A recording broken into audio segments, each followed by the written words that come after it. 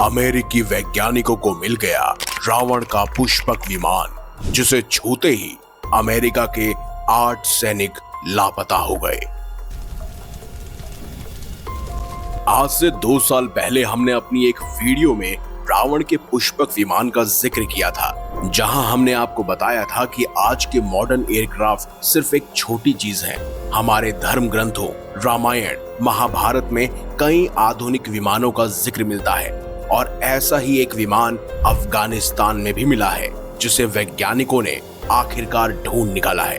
वैज्ञानिकों को उस विमान से कौन से सबूत मिले, इस बारे में विस्तार से जानते हैं।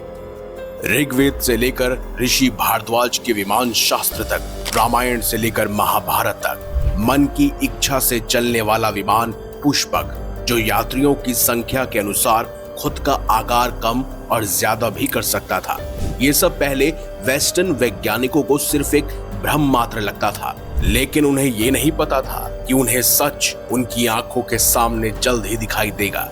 दरअसल सबसे बड़े आतंकी ओसामा बिन लादेन की खोज के लिए अमेरिका ने ऑपरेशन चलाया हुआ था। करीब 10 साल अमेरिका ओसामा को ढूंढने में लगा रहा। इसी खोज के दौरान अमेरिकी सैनिकों को पौराणिक इतिहास से जुड़ा हुआ वो यंत्र मिला, जो सबके लिए उत्सुकता का केंद्र बन गया। मीडियम और एक्सप्लोर माय इंडिया नामक वेबसाइट के मुताबिक सन 2009 अफगानिस्तान के कांधार में अमेरिकी सैनिकों को एक गुफा में एक प्राचीन यंत्र मिला, जो बिल्कुल एक विमान जैसा था। अमेरिकी सैनिक वैसे खोज तो कुछ और रहे थे, लेकिन उन्हें जो मिला उसे देखकर वो अपनी आंखों पर यकीन नहीं कर पा रहे थे। उस गुफा में जब वह सैनिक घुसे तो सामने एक बड़ा सा धर्म ग्रंथों कथा कहानी में बताया जाने वाला विमान मौजूद था। इस विमान की लंबाई लगभग 12 फीट से भी अधिक थी और ऐसे ही एक विमान का उल्लेख हमारे महाभारत युग की कथाओं में भी मिलता है, जिनमें बताया गया है कि 4 पहियों वाला 12 फीट से भी अधिक लंबा एक विमान है। इसके पहियों में कई सारे अस्त्र शस्त्र लगे हुए थे, जो युद्ध के दौरान शत्रुओं का विनाश करने के लिए पर्याप्त थे। संस्कृत के प्राचीन ग्रंथों के मुताबिक 113 विमानों से लेकर 200 विमानों तक का जिक्र मिलता है। जब अमेरिकी सैनिकों ने पहली बार इस अनोखी चीज को देखा तो उन्होंने इसे गुफा से बाहर निकालने का प्रयास किया। दैनिक भास्कर, नव भारत टाइम्स और तमाम न्यूज रिपोर्ट्स की माने तो उनके इसी प्रयास में वो विमान अचानक से सक्रिय हो गया, जिसकी वजह से वहां प्रकाशीय किरणों के साथ एक जबरदस्त इलेक्ट्रोमैग्नेटिक फील्ड्स पैदा हो गई और वहां एक काल गदर यानी कि टाइम वेल का निर्माण हुआ, जिसमें फंस के 8 अमेरिकी सैनिक अचानक से गायब हो गए, सिर्फ एक सैनिक को छोड़कर, जिसने अपनी आंखों से ये सारा दृश्य देखा। रातों रात अमेरिकी सरकार में खलबली मच गई और अमेरिकन प्रेसिडेंट ओबामा ने गुपचुप तरीके से इस बात को दबाने का प्रयास किया और अपनी सीक्रेट एजेंसी को इसके पीछे का सच जानने में लगा दिया। लेकिन दूसरी तरफ रशियन गवर्नमेंट को ये बात पहले से ही पता थी। लगभग आज से 45 से 40 वर्ष पहले जब वह चरमपंथी अफगान लड़ाकों से लड़ रहे थे, तभी उन्होंने इस विमान को वहां पर देखा था।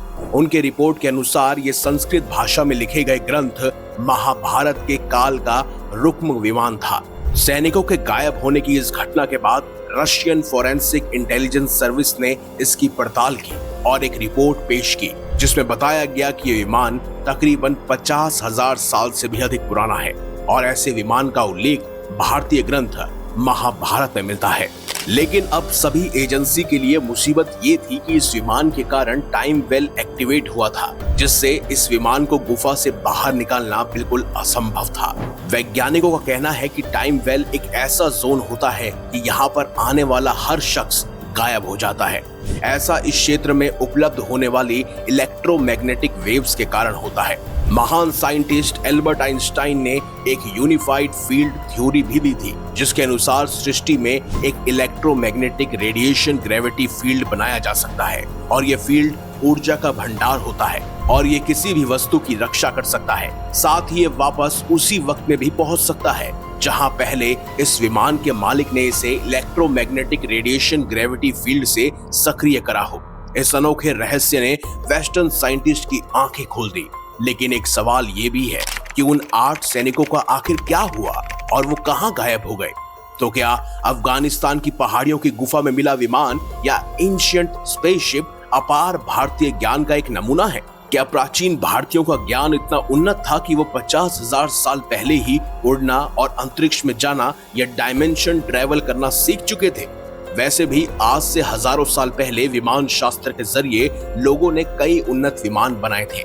महर्षि भारद्वाज के द्वारा रचित वैमानिक शास्त्र यंत्र सर्वस्व एक ऐसा ग्रंथ है जो बड़ौदा राज्य के पुस्तकालय में हाथों लिखित द्वारा मौजूद है, जो कुछ खंडित भी हो चुका है। वैसे प्राचीन विज्ञान विषय के 50 ग्रंथों की एक सूची है, जिसमें ऋषि अगस्त्य द्वारा रचित शक्ति सूत्र, ऋषि ईश्वर द्वारा रचित सौदामिनी कला, ऋषि भारद्वाज द्वारा रचित अंशुम तंत्र, आकाश शास्त्र तथा यंत्र सर्वस्व, ऋषि शाक्टायन द्वारा रचित वायुत्व प्रकाश, नारद द्वारा रचित वैश्वानर तंत्र और धूम प्रकरण आदि मौजूद है। वहीं वैमानिक शास्त्र में कुल 8 अध्याय और 3000 श्लोक मौजूद है। इन सभी में विमान की परिभाषा बताते हुए एक श्लोक का वर्णन किया गया है। आपकी स्क्रीन पर यह श्लोक लिखा हुआ है और इसका मतलब है, जो पृथ्वी, जल और आकाश में पक्षियों के समान वेगपूर्ण चल सके, उसका नाम विमान है।